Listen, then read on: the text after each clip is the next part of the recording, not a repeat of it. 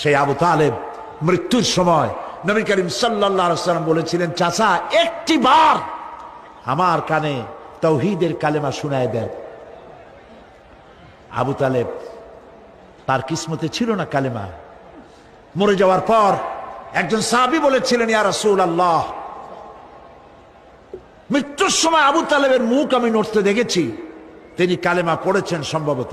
রাসূলুল্লাহ সাহেব বলেছেন, আমি শুনি নাই।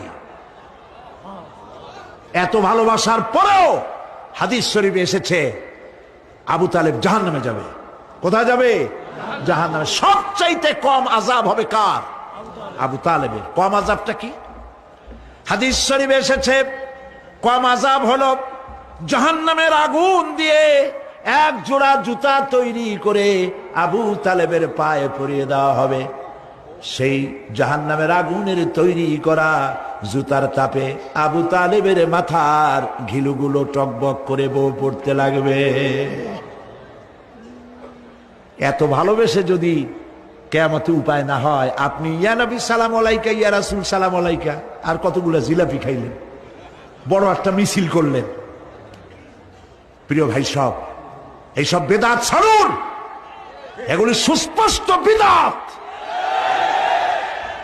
রাসূলুল্লাহকে ভালোবাসবেন সাহাবীরা যেভাবে ভালোবাসে